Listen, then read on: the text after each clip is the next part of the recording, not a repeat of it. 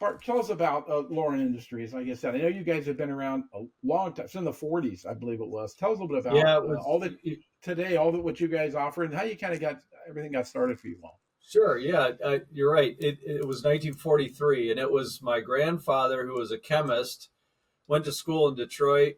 He grew up as a farmer Hmm. down in Ohio, and got his chemistry degree, and found, I don't know why it was necessarily Muskegon, but he found an opportunity up in Muskegon, here in Muskegon, um, to use his chemistry degree and to get into a plating business. And so he worked with a gentleman at a small plating company in Muskegon, and it wasn't long into the relationship, and I think he had kind of known this, but the gentleman was ready to retire, and he Mm. basically by handshake said, Herb, I'm done. Pay me when you can for the business. And so it was kind of neat how that happened, but it really, that was the beginning of the Mm. new, really the startup for my grandfather, as he recognized the value of Hmm. anodizing. And Right. so you got into anodizing, and that in the early 50s morphed into the construction of what we believe to be the very first continuous coil anodizing line in the world. Mm. Really? So Okay. yeah, and so that's my understanding. I don't have factual proof of that, but so the reason that started that way was because he was, I believe he had worked with Reynolds Aluminum, Hmm. and they said, this could be an interesting. Can you do this? Can you do a continuous process where you produce coil? And they said, we think there's markets for it where it's quote unquote pre-anodized aluminum. Mm. And so he got to work, and they built the first continuous coil line, and were producing on a tolling basis. So Reynolds would send them the metal, and they'd Hmm. anodize it and send it back, and it was all their customers. And so a majority of the business was largely tolling. Hmm. And over the course of time, we recognized there were other markets, there were other applications, and so it was really, when my dad got involved, he ran the business and was in the business for probably close to 40 years. Um, that they started expanding into different markets, different customers, and it was actually my dad that took it global. He was the one that Hmm. recognized, hey, we can do this outside the U.S. So he was working with Canada, Mexico, then China, Europe, Mm. and what we really discovered was that there's a lot of applications for anodized Hmm. aluminum, and it's not, we do a lot of visual applications, um, architectural, and so forth, but there's a lot of technical uses for Hmm. anodized aluminum, as you know, in automotive and in other applications because of the qualities of the product. So the innovation continued with both my grandfather and my dad looking into different applications based on the material. And so I was fortunate to get involved at a pretty young age, part Hmm. time and through school, and then didn't know I was going to end up working for the business. And it was, I went to the School of Forestry for a little while, and I worked in the Oh. field, and then I ended up getting a business degree, and working back in the forestry industry, but then automotive. And my dad called me with an opportunity to work in operations. So I became the second shift operations supervisor, Mm. with some years of familiarity of the plant. But I was in that role for a couple of years, and I saw an opportunity in quality, and so I applied for that position, and I was in quality for a couple of years, and then I saw an opportunity in customer service. So I was in customer service for a number of years, and then I was in Hmm. sales. So I just worked my way through the business. I bought the business in 2006, and I really wasn't qualified to run the business. So I had a mentor who was president of the business, and he Hmm. mentored me for 10 years in the business. So I was really Wow. fortunate to get that education. Right. But we really have a history of both coil and batch anodizing, and we had really gotten away from batch with putting a pretty Right. hard focus on the coil for years and years. And what's interesting about that is what we discovered about the potential for anodized aluminum. Right. And so as it as things evolved, I always liked the decorative side of things, and Hmm. um, I really always thought there was more potential in architecture. So when I was able to really start driving newer opportunities, that was the fun part, was seeing Right. more potential in the architectural. So our first big opportunity was the Louisiana Superdome with Right. architectural. Right. I remember, That was a yeah, heck it of an was. opportunity. Hmm. 400,000 pounds. They wanted it to match, and we said we can make it match. We'll Right. make it look great. And so we were very pleased. We knew we could do it, but it was a huge undertaking, and we worked with the state of Louisiana, and Alcoa was involved, and Ryerson was involved, and Hmm. they installed all 400,000 pounds, and it still looks good to this day, knock on wood. Right. So, Right. but Yeah. yeah, it was a really great experience. And that was kind of the initial signature architectural project that we were able to be involved with. Since then, we've worked with architects like Zaha Hadid and Hmm. some really unique and starchitects, if you will, that Bro, have those aren't designed. easy. I've seen those. Those are not easy. Some of No, those design you mentioned, as architects try to get a little bit wild with some of their designs, and unique, they do. and it falls And upon the applicators to really uh, yeah, pull you that together. have to make Right. it happen. You really do. And what was interesting is, what we're seeing is in China, they were really, Hmm. a lot of the architects, they wanted to make a name for themselves. So they were going out there with some really unique Right. designs. And that was a lot of fun. We're starting to see that in the US. And an Hmm. example of that is the Olympic Paralympic Museum in Colorado Springs. And we were Oh, fortunate right. to be a Hmm. part of that one. And again, it's just such a unique structure. And the architect was working to mimic the stretches and the angles of an athlete stretching and Mm. moving. Right. And so that's how that building was designed with that in mind. So it's just some really fun stuff to be a part of. And we've been Right. fortunate that, they always come to us with a little bit of a different twist, as you say, that they always Mhm. want something unique that they can call their own. And that's where we kind of get excited because we get to innovate that way. So, Right. Yeah, I was gonna yeah, say, it's funny. It's looking back on you all's history. What I was reading, kind of the history of your company. It's kind of unique how you all have, you've kind of married innovation with risk, right? I mean, you've kind of been at the right place at the right time, but a lot of yeah, times that's by plan, right? Some yeah, people won't take that leap of going into, like you mentioned, coil coatings, and who would at that time would have thought that would yeah, have been the future of it and everything. I mean, that's got to be, when you look back on it and just think of the decisions made, by your grandfather and your father, and now you've had 20 years now at this of leading yeah, this, almost coming up on 20 years of this. It really is, you've got to be able to back up the work with the quality and do, the innovation, right? But you yes, really have to see a little bit down the road of where this is going to go, right? To put in the yes, equipment, get the space.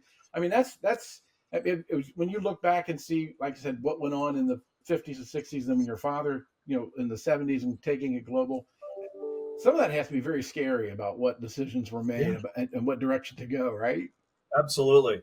Yes. Right. Yes. I mean, there was so much unknown, and there still is. And I think Mm-hmm. the, the, the best we can do is see the potential and have the Mm-hmm. vision of what can this become. And I look at the whole anodizing industry that way, in that anodizing is still relatively new, and it's Mm-hmm. a lot of times it's so much of an unknown that Mm-hmm. and that's what I love about what we're doing now with the AAC is really to build the awareness, to build the understanding of what the product is so that people know the value that it can bring to their business, to their application. And that to me is really exciting because I think we can really build the whole anodizing industry into what it can become. Right, right, definitely, definitely with that. One thing I noticed, I mean, you all have a lot of patents. You have a lot of R&D that has gone into this. I mean, talk about that for a bit. It seems like as you were, like you mentioned, people would come to you all with projects and everything, and it almost seemed like you all had to go back and find the solutions yourselves of Mhm. what was going to work and how, to be, either weather resistant or to Yep. work properly. I mean, that had to be a huge, it has to be a huge part of how you all have gotten to where you are today, then, right? Yeah, it really is, and as you said, Tim, the market kind of drives those behaviors. We look Mhm. for the challenges, and we want to provide the solutions to those challenges. So we had a customer. You brought up a memory to me. We had a customer come to Mhm. us, and they said, Lorin, we'd really like you to produce a product that's consistently inconsistent. And we're like, what? Mm. Because Right, we've spent 60 plus years to make right. things more consistent. So we Mhm. want it edge to edge consistent. We want colors consistent. Now we've got the market come back and say, "Hey, can you make it consistently inconsistent?" And which is, that's kind of a tough one to get your mind around. So we developed a new product called Mm. AnoZinc, that has the reason we called it zinc because it has a lot of the looks of zinc, the striations, a little bit of a Mhm. different color, but it's got that quote unquote consistently inconsistent look. And that was a real fun project because we Mhm. had to work with both our process and the suppliers to figure out how do we get this done? How do we deliver what the Right. markets ultimately want from a design perspective and still Mhm. keep the properties, the protective properties of an oxide layer, an anodized product that is durable and can Mhm. last, in the environment. And so that's one example. And then that really the Louisiana Superdome is another Right. example that, Mhm. that they wanted the Louisiana Saints gold. And they said, make this color Mm. for us. And so Mm. we had to figure out a way to make the color that they wanted consistently and UV stable. And so we were Right. really fortunate to be able to there's times we can't answer all the questions or come with the solutions, and that drives me nuts, but that's part of the deal, and we just keep trying. And so I love those new opportunities in front of us. Those challenges are what make us better every single day. Right. Right. Yeah, definitely with that. I did see. So was it last year you all added back or the batch Yeah. anodizing, right? Talk about that for a bit because I know that the scale of what you're doing with some of the coil and some of the architectural Mhm. things, but it's coming into the batch. It's really you know um, allows you all to really handle a lot of any Yeah. projects that anybody's going to give you, even your existing customers who may have had a project that they want. So how what all went into that decision to do that? Yeah, so that we were looking for ways where we could really expand our capabilities and our portfolio at the Hmm. same time. And anodizing is something that we know. Um, we had been away from batch for well over 50 years. Mm. And so it was interesting. It was a real education, still is, getting back into batch. We realized how Mm. different they really are, not Hmm. only from the standpoint of how to produce the product, but the markets we serve and how we serve the markets. totally different, and we Right. just didn't realize that. And so it's been an eye opener for us to get back into batch, because we love the technology. I mean, we think it's spectacular, and we're really reteaching. I should say we're relearning Hmm. what the differences are and why there are differences and how to apply them, and really how to apply the focus on quality, service, and delivery that we can drive through both processes. Right. Right. Yeah. From operationally, I mean, those are two distinctly different types of operation, right? Yeah. And it had to put a challenge on your team, your management, everything, because it seems like people focus on one, and that's the way they're going to do it. Either it's Yeah.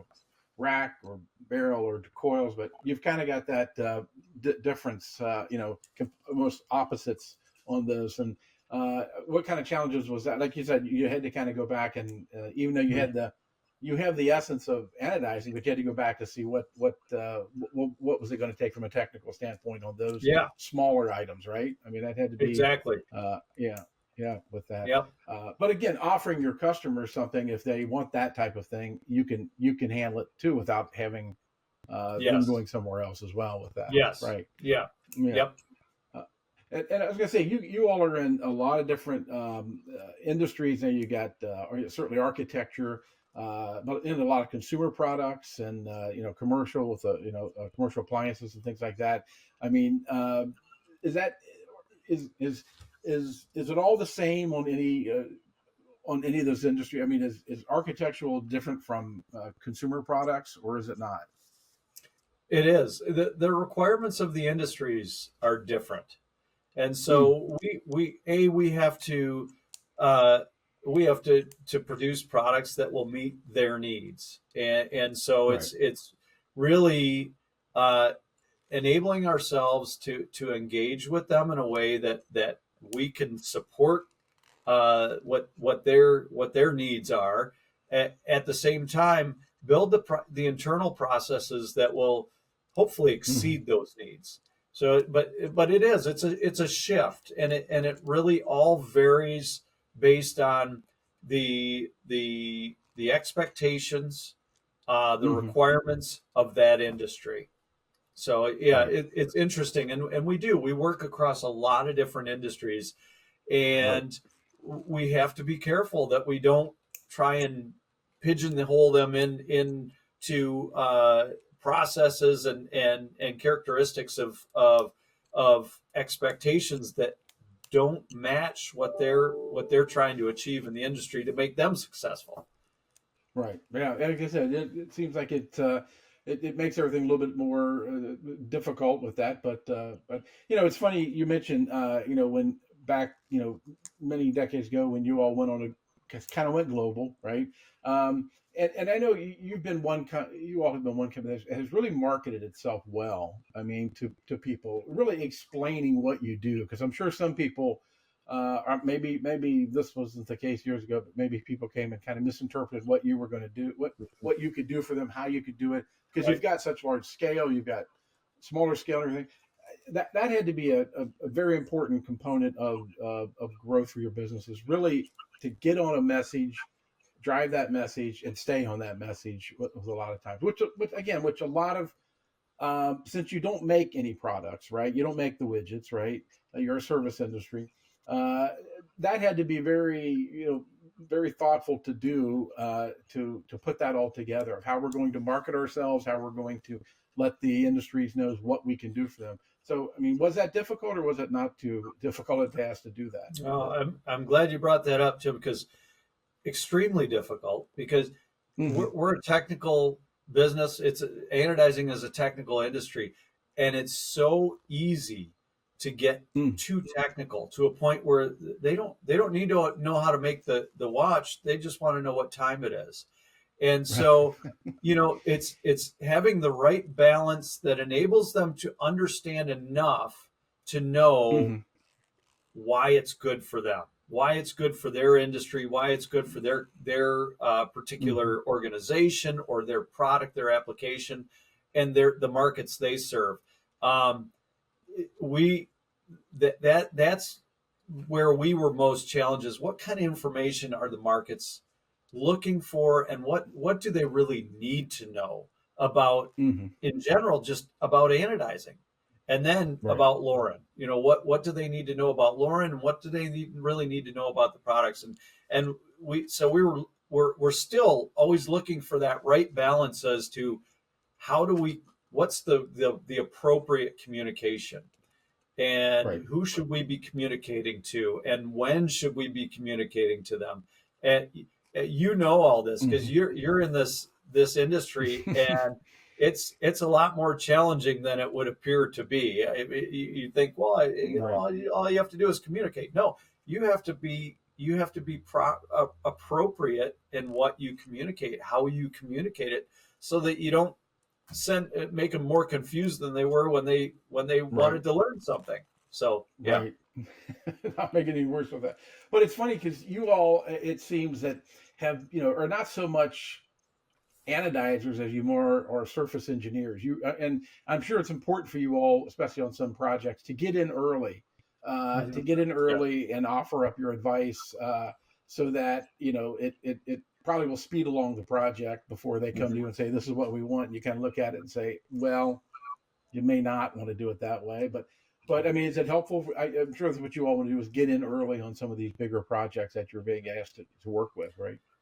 Yeah, it earlier is always better because, again, I look at the anodizing industry in general as largely an unknown.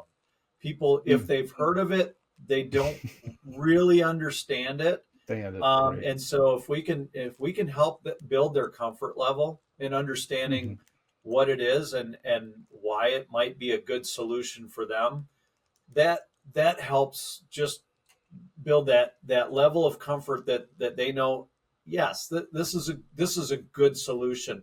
And as you know, it doesn't always work out. We can be working on projects for 2 years, and Right. we don't win the opportunity, but it's still not a total loss, because we're still connecting with Hmm. the whether it's the architectural industry or the appliance industry or the automotive industry. um, we love being able to connect, and help these industries recognize what their options are, us being one of them. Right. Yeah. Right. Yeah. And definitely learning from each of those to apply to Yeah. the next time around. Yes. Yeah. That's Exactly. key. Yeah. Again, 20 years since you've been the principal owner. I know, like you said, and hats off to you for recognizing a man's own limits of, of having somebody in there, to kind of, when you first took over, like you said, to mentor you a little bit with that, which is certainly a luxury many people don't have. And I think I've talked to a lot of people in your chair on sort of on a smaller basis who have said, "Gee, I really wish I had a mentor." Either the previous owner, I took over and they left, or it was my father and he went right on Yeah. retirement, and you don't have that. But that was, like I said, pretty wise move on your part to really sit back and sort of learn what that job is going to take. And you've been doing it now, I guess, for now 15 years of that. And has it been everything that you kind of expected it to be along the way, or? I for one, I give my dad the credit of really driving the mentorship. I'm so happy he did that, because that made all the Mm, difference in the world. And I still I still connect with my mentor probably once at least a week. mm, So I'm still connecting with him, but that was such a great education for me, to not only learn more about the business, but to learn business in general. Um, it right. was a it was an I feel very fortunate. Um, the gentleman that mentored me, Jay McGlure, uh, his background was in finance, and so Mm, he was president of our company for 10 years. He mentored me uh, for about 10 years, and I bought the business about 5 years into that mentorship. Uh, but it Is it everything that I thought it was going to be? Not at all. Um, which is part of the positive. I mean, things are always Right. changing, and what I recognize the most is that there's the opportunity to learn is every single day. I mean, Right. we things are changing in the business on a continuous basis. They're changing outside the business, and I work with some incredible people. I learn from all my surroundings, and that's the real benefit is I'm able to continue to grow in my role as an individual, and hopefully get it to a point where we can see the fourth generation come into the business. That would be spectacular.